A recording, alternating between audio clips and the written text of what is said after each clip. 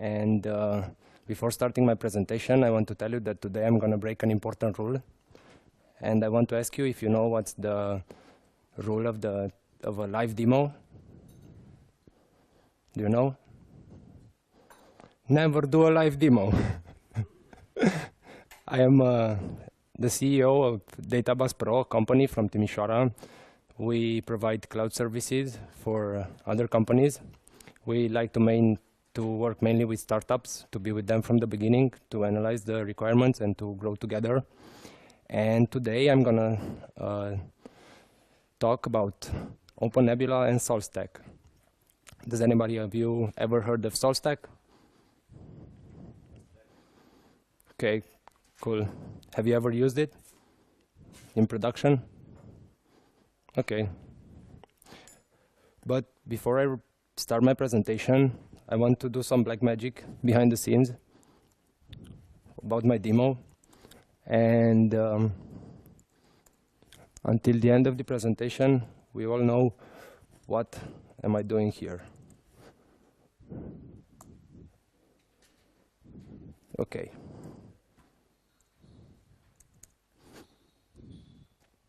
Back. SaltStack. SaltStack is a different approach to infrastructure and configuration management.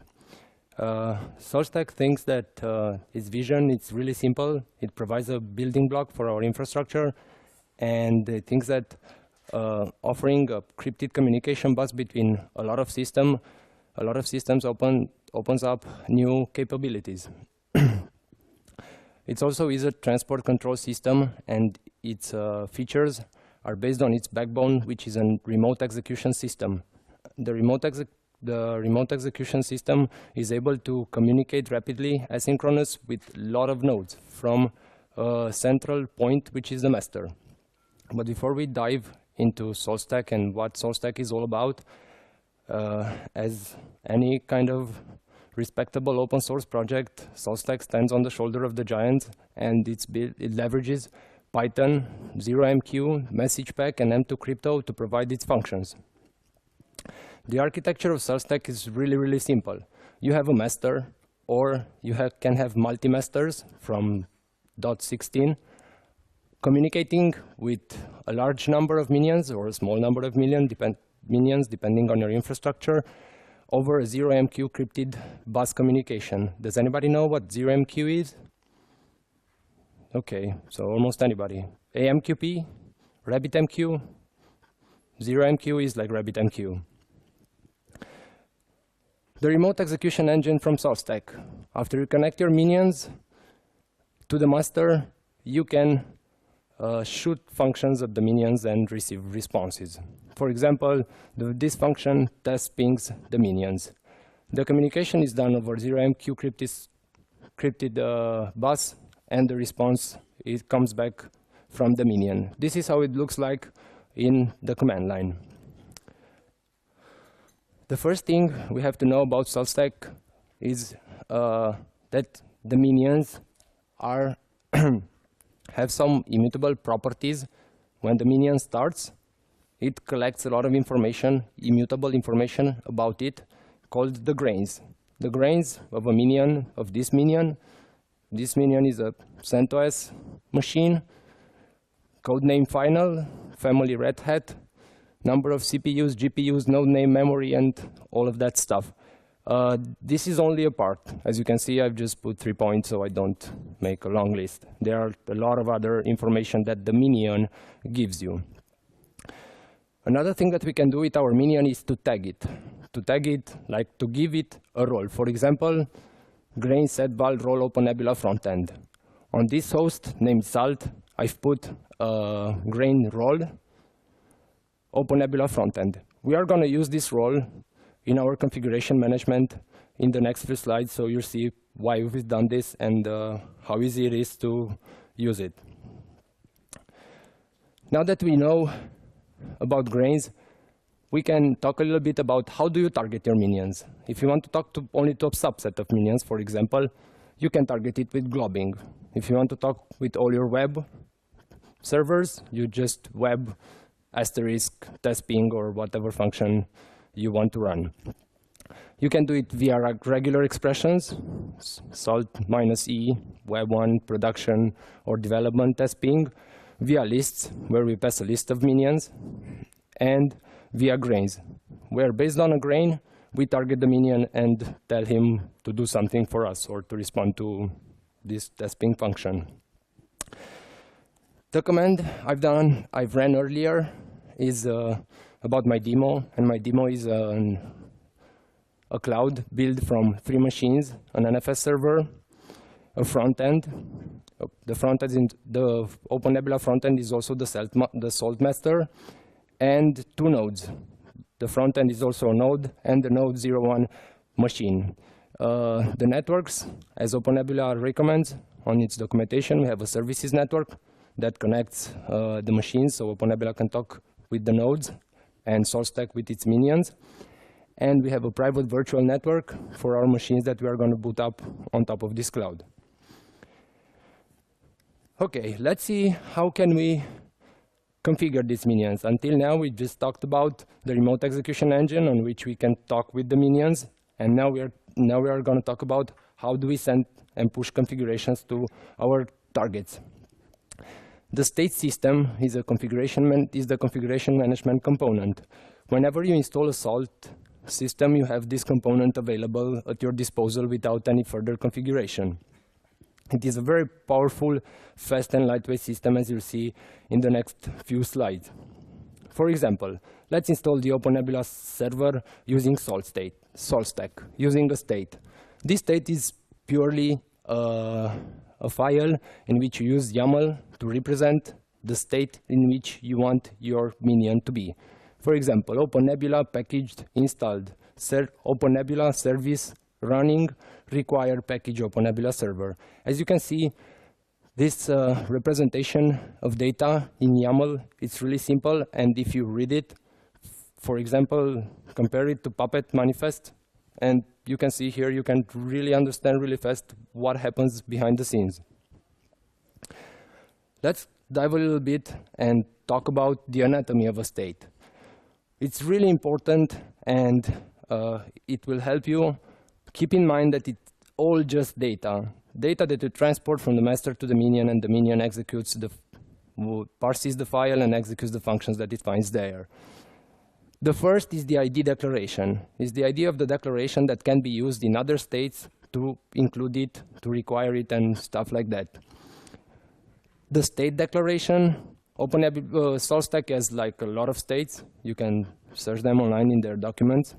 And the state arguments. Each state, which is a Python function, can be pushed arguments, certain arguments for each state. It also has, the state system also has the requisite statements, so you can you can make a logic of installing a software one after the other. Now, until now we have just one file. Let's see how do we do it when we have multiple files and install OpenNebula Sunstone. First, we want the server installed. And second, we want Sunstone, and we write them in separate files to keep clarity and to be able to spot problems if they appear, or misconfiguration. We just include the OpenNebula server. The include keyword in SaltStack, it means that it executes this state first, and the require is passed if the above state is executed, the function is executed with success. This is executed, the OpenNebula server. Afterwards, OpenNebula Sunstone, we install the package, we start the service, and we require the OpenNebula server service. As you can see, this is chained. First, I required in the service the package, and in Sunstone, I required the service. So whenever this state is run, first the OpenNebula server is installed, next the service is running, and afterwards the Sunstone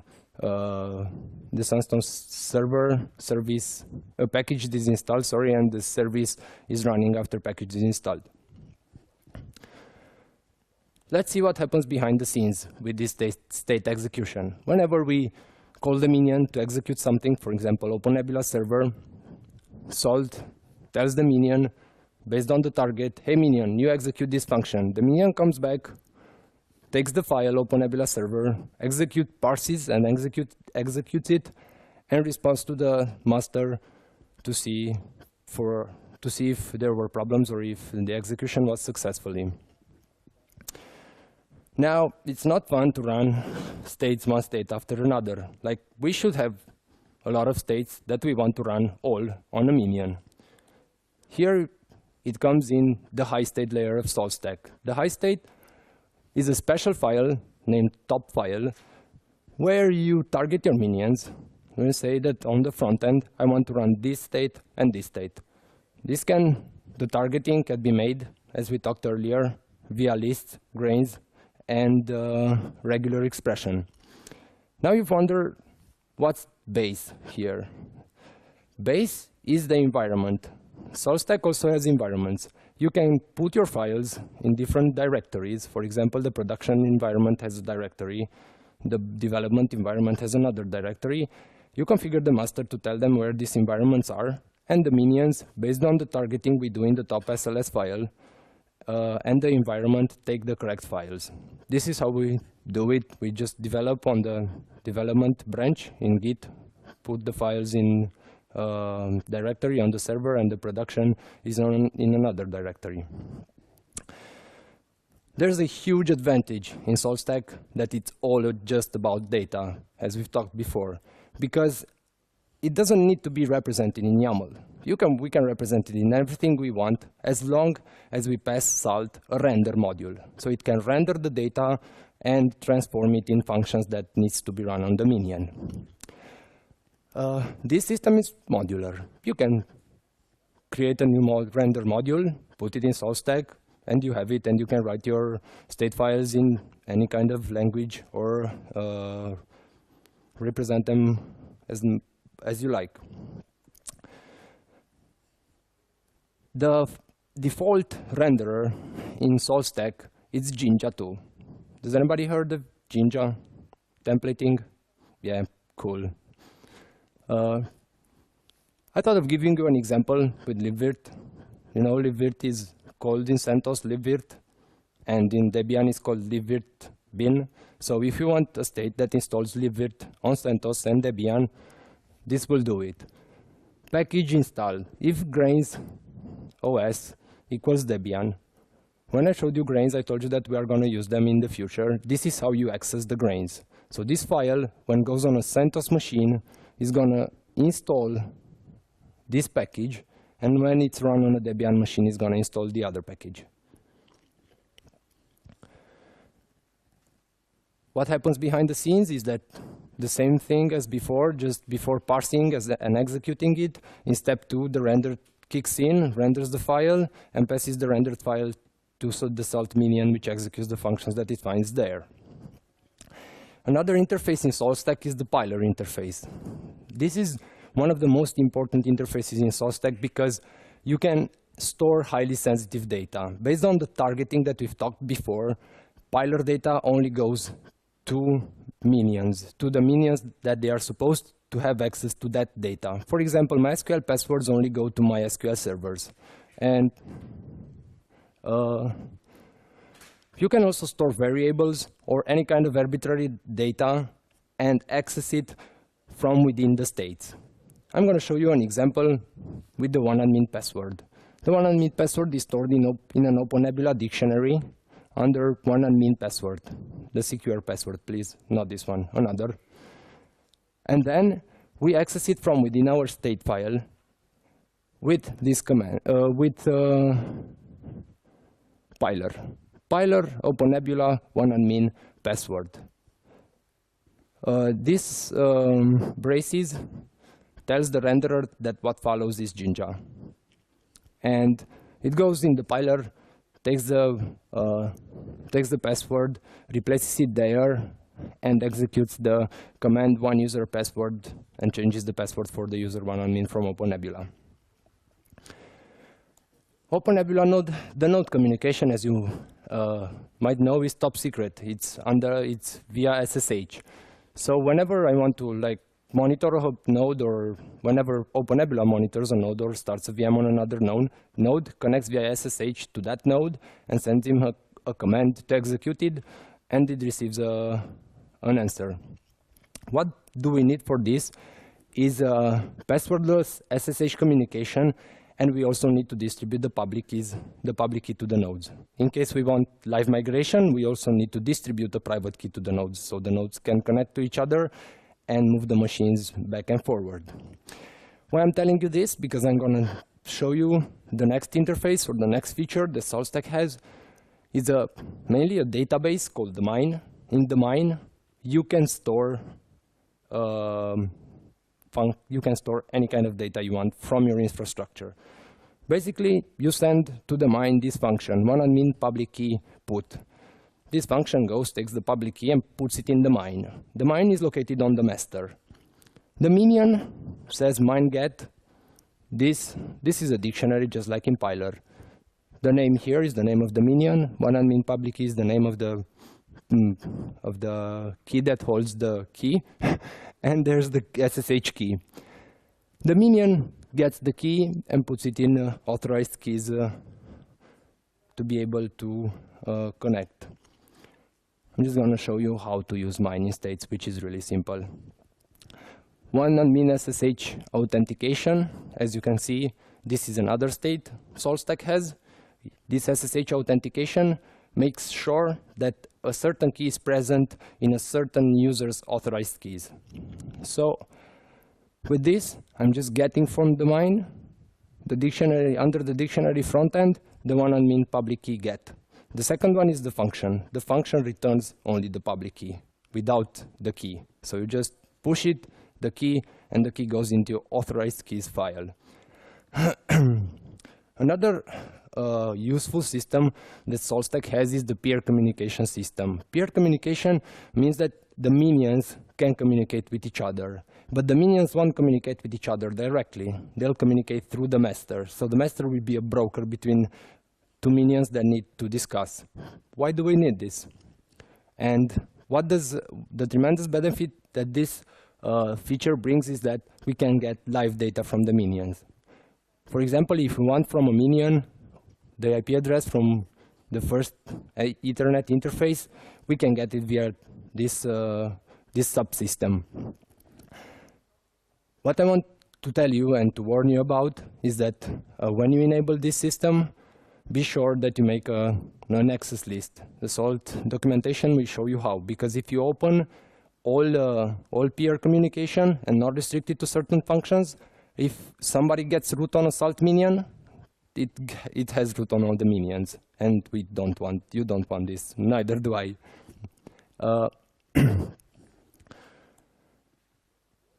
Whenever an OpenNebula node is up, I want to be created on the front end. For this, the first step is to tell the node to connect itself. After the node connects itself, communicates back to the Salt master, hey, I'm up. Tell the front end to create the node. And the Salt master tells the front end, create the node. And the node is created in OpenNebula without any manual intervention. And the final thing that I want to show you is the overstate. The overstate system in SaltStack, when I started to make this demo for today, I have 3 machines. And I need a certain order in which I need to set up those machines to be able to have a functional OpenNebula cloud. First, I need the network, the services network, and VM network or networks if I have more than one. The second thing that I need to do is to bring the storage online, because if I store on an NFS system, I have to bring it online, configure it and all that, and mount it as data stores under OpenNebula on the front end. The third thing that I have to do is bootstrap the front end and Sunstone. And the last thing is to bootstrap the nodes and connect them to OpenNebula front end. This is what I'm doing for this demo today. First thing, overstate takes a file just like the top file I showed you a little bit earlier, in which you just say run in the first step, go to all nodes and run the network states. In the second step, in the third and the fourth step, just go to the NFS server and run the storage state. In the 4th, 5th, and 6th step, go on the front end and run those states and etc. Each run, if it's not successful, the overstate system stops. So basically you have this workflow of bootstrapping an application, or in our case OpenNebula, in 8 easy steps. Besides this, SolStack has lots of other features that are that can help in certain situations. These, for me, are the basic ones, and they can really change your life or change your infrastructure and how you manage it and how you configure it and deploy it. A few words about how I use SolStack with OpenNebula. I use it to deploy OpenNebula first, using all this system that I showed you. And in the second phase, I use SolStack to auto-configure virtual machines. In OpenNebula, I have a hook that creates the keys for the minion and the master, and announces the master to put the key of the minion in the correct place and push the keys to the minion via the contextualization system. And when the VM boots, I just execute high state. And I also pass the grains in the templates. So I have a virtual machine that starts up, knows that, hey, I'm an OpenNebula frontend, for example, but this is, or an Nginx web server or whatever, and I need to execute these states. And whenever it boots, goes to the master, it's already authenticated with the master, takes his states and executes it and boots up. Via this system, via the system, the peer system, the mine, and all that, I communicate whatever I need with other nodes whenever I'm setting up a new VM. This is really powerful. I couldn't have done this without SolStack, and I couldn't do it until I've met SolStack. This SolStack, basically, it's split in two functional parts. Is the flow part, the flow meaning that it gives you control over your minions, and you have this flow when you can talk from minion to minion or from minion to another minion via the master or get the mine. And the second is the state, where the state is the state in which you want your infrastructure or your server to be at a certain point in time. As conclusion, two simple tools together equals squared power. Since I've used this OpenNebula and SolStack, we started to be much more productive and to get things done really, really faster. Salt is fast. We'll see how fast it is in a second. For me, both are easy to use. I came from a systems engineer background, and when we started to look for a cloud computing solution, I've tried to go to other tools like CloudStack and OpenStack, but I found them too difficult, and I've settled down for OpenNebula, which was the best decision I've ever made, because you can like hack it and make it for your needs, and this is really, really cool.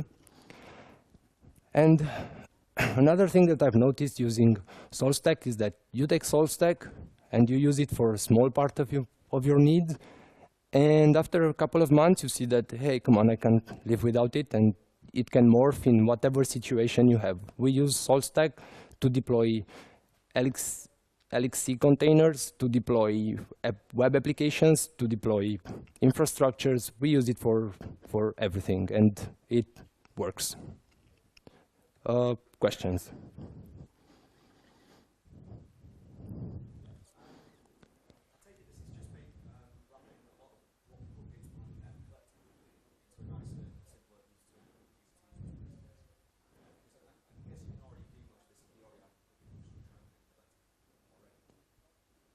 The question was that SolStack, what does it wraps up what Puppet and Collective do together? And the answer would be yes.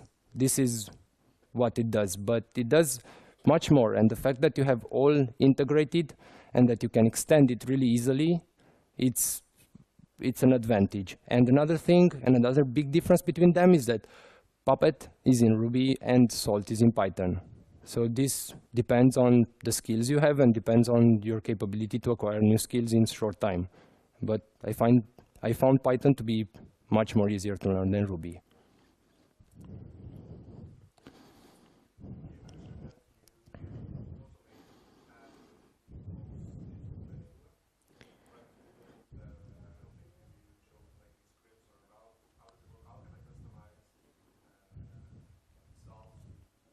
You just have to put in your template the salt master IP address.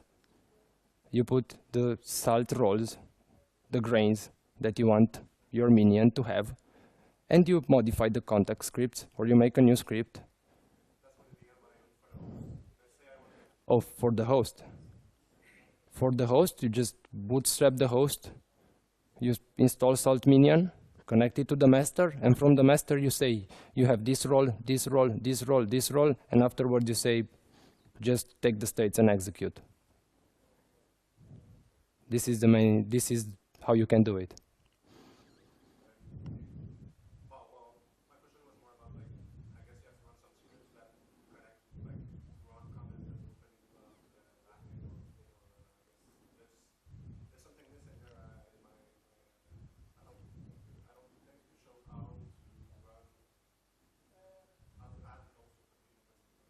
Oh, to create the host in OpenNebula. Okay. I wanted this presentation to show you the surfaces and to show you the features that SaltStack has, and I didn't want to go in like details. I add the OpenNebula node in the front end via a state file in which I say run this command on the front end. That's basically it. But you have to have peer system activated for this to work, so you can say from the minion to another minion, hey, do this. But afterwards, you can do that. I can show you afterwards the states, so you know what I'm talking about, if you are interested, and that's cool.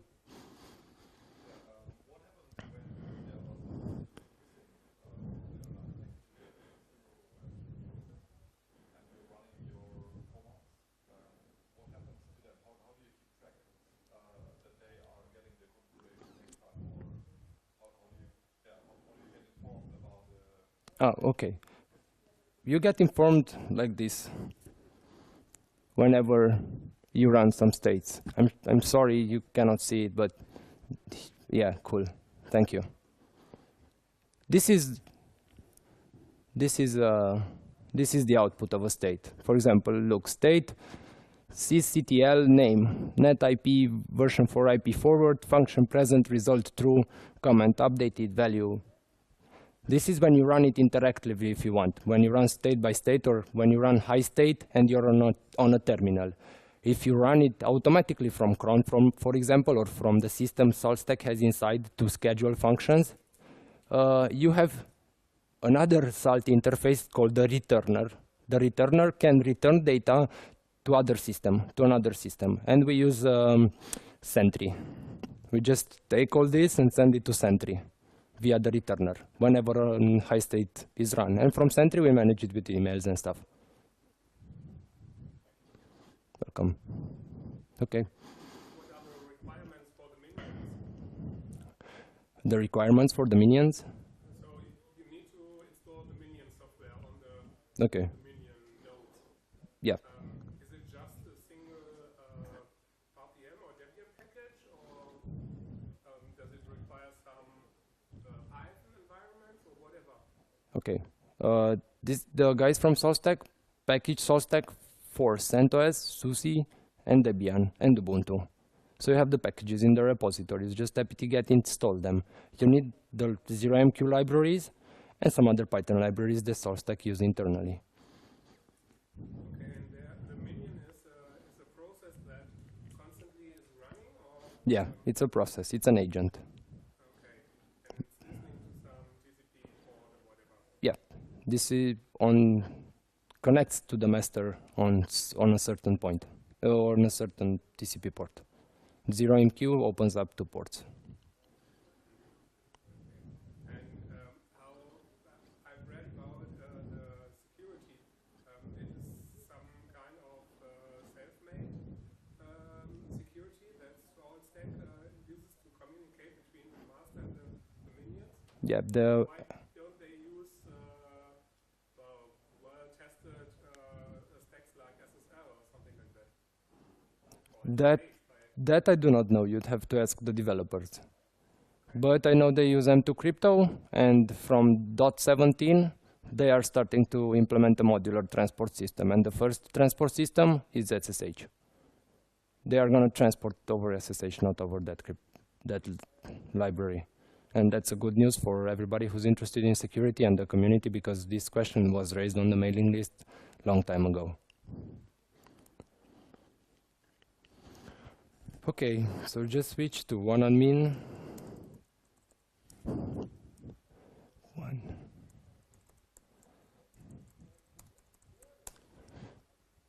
We have two hosts on. We have a VNet. We have an image. We have a template. Okay, and if we want to check and see that it really works, we just go to Sandstone. Here. Establishing. Oh, it doesn't work because my VPN tunnel is not connected. Do I have time to or not? Oh, 4 minutes, okay. Just want to connect and...